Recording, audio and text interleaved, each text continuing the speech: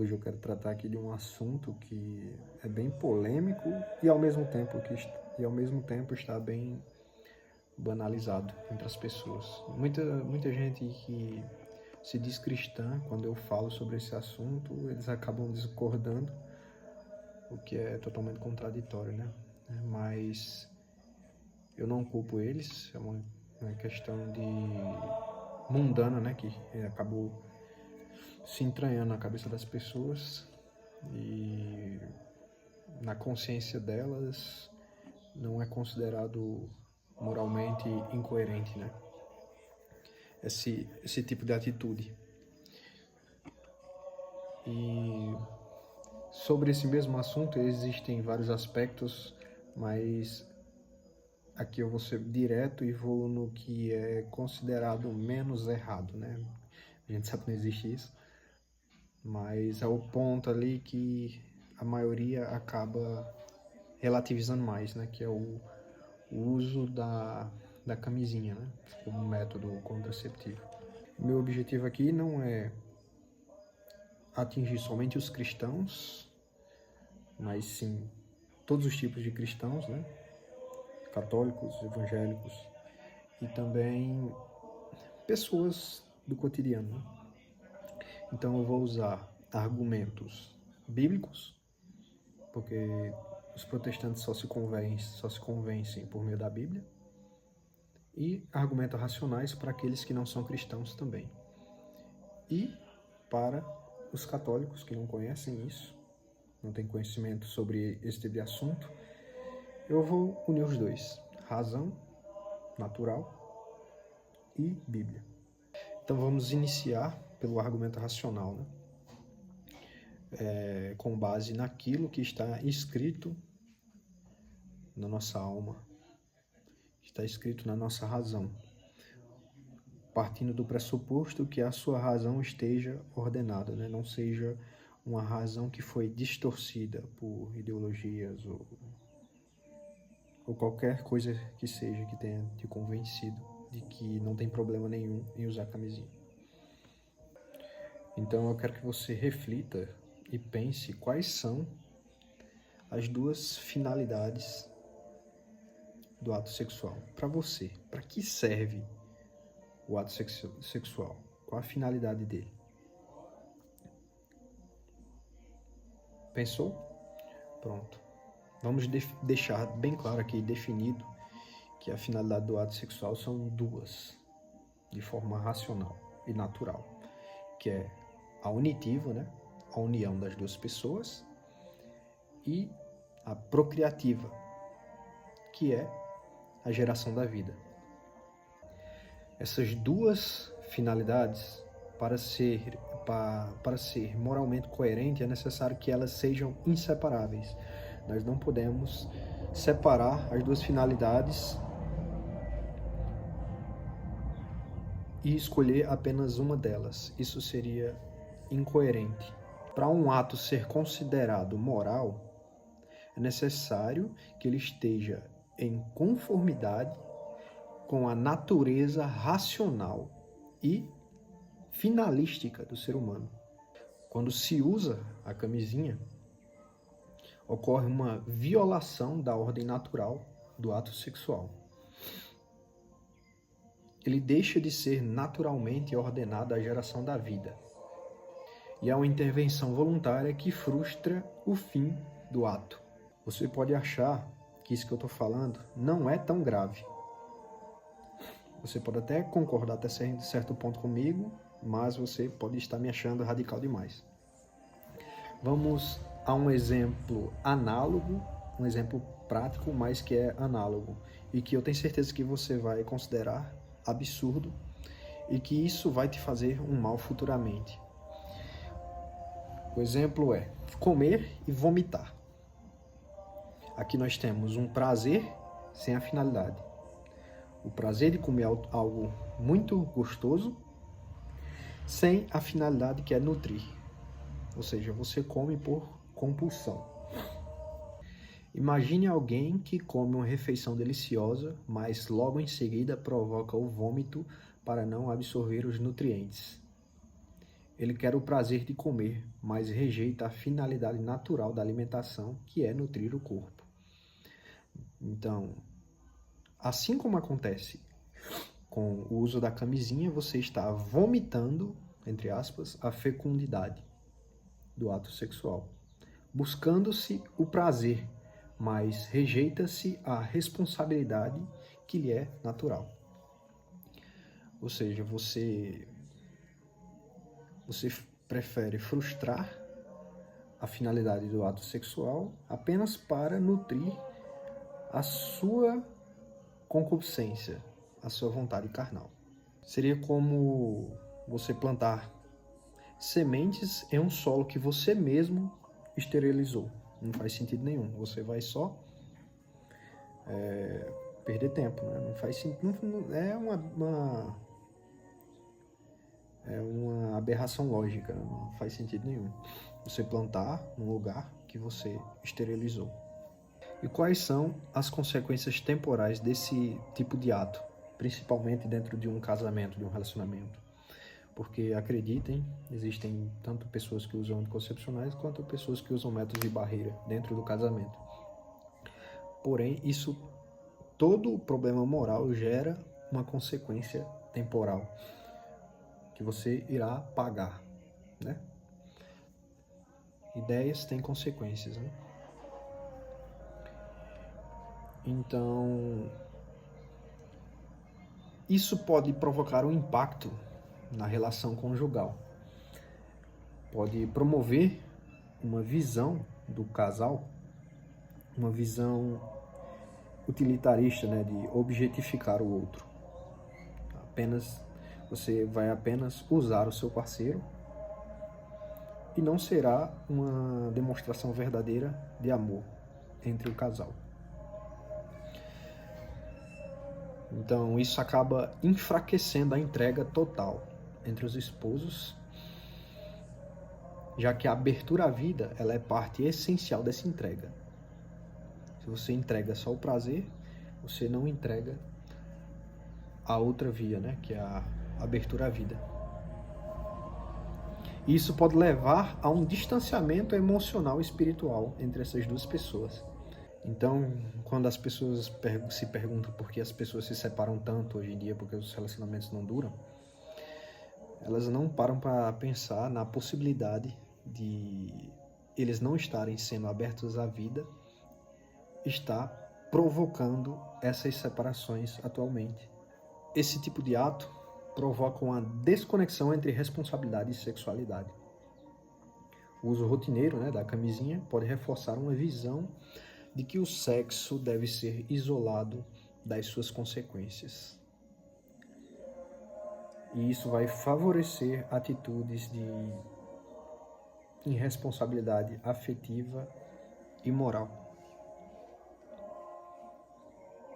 E isso também pode ter efeitos culturais que vão perdurar por toda a humanidade, né, daqui para frente, e são efeitos que nós já observamos atualmente. Banalização do ato sexual, pessoas fazendo sexo a troco de nada por toda parte, né? E essas pessoas acabam pagando, por isso surgem doenças, né? Aumento das relações fora do contexto estável do matrimônio, né? Como eu falei, adultério, separação. E o casamento começa a ter uma visão enfraquecida, né? Enfraquece a visão do casamento como uma aliança fecunda. E partindo para uma perspectiva cristã, né? Em que o foco é para você, que é evangélico, que só acredita se tiver na Bíblia, então vamos para os argumentos bíblicos, né? Os trechos bíblicos. Vamos aqui no Gênesis, né? Capítulo 1, 27 a 28. A bênção da fecundidade. Criou Deus o ser humano à sua imagem. A imagem de Deus o criou. Homem e mulher os criou. Deus os abençoou e lhes disse: sedes fecundos, multiplicai-vos, enchei a terra e submetei-a. Ou seja, que Deus dá a sexualidade humana com uma finalidade procriativa. Ele é bem claro aqui, ó. Sede fecundos. O ato conjugal é participação no poder criador de Deus. Ou seja, quando ele diz: criou Deus o ser humano à sua imagem e semelhança, à sua imagem, ele não está dizendo que nós somos parecidos fisicamente, porque Deus não é físico, né? Deus não é material como nós somos. Então, ele está se referindo à nossa participação no poder criativo. Nós participamos durante o ato sexual da criação, porque a partir do ato sexual nós geramos a vida, nós participamos da criação de um novo ser, enquanto um ser existente, né?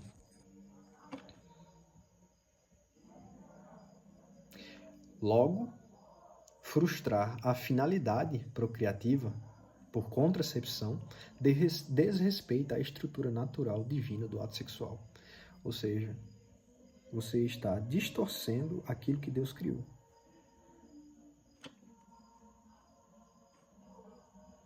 Em troca de uma satisfação pessoal sua. Você está sendo egoísta. É uma satisfação pessoal de uma concupiscência carnal sua. Vamos lá, Gênesis 2:24. União conjugal como uma só carne. Por isso, o homem deixará seu pai e sua mãe e se unirá à sua mulher, e eles se tornarão uma só carne. O casamento é uma realidade natural e sacramental, com unidade física, afetiva e espiritual. Quando ele fala aqui, tornar-se uma só carne, exige uma doação total, não só pela metade, não só o prazer, não só a finalidade unitiva, mas também a abertura à vida, a finalidade procriativa. E usar a camisinha fragmenta essa doação, pois nega a fecundidade. Você não está se doando por inteiro, né? Você não está sendo uma só carne. Você está sendo metade, só pela metade. Você não está se doando por inteiro. Também no Gênesis, né, 38, de 8 a 10, vai falar do pecado de Onã, né? Sabendo que os filhos não seriam considerados seus, sempre que se unia à mulher de seu irmão, deixava cair o sêmen por terra, para não dar descendência a seu irmão. O que ele fazia era mau aos olhos do Senhor, e ele o matou também. Aqui, Onã comete um ato contraceptivo deliberado, que é o coito interrompido, né? E Deus o pune.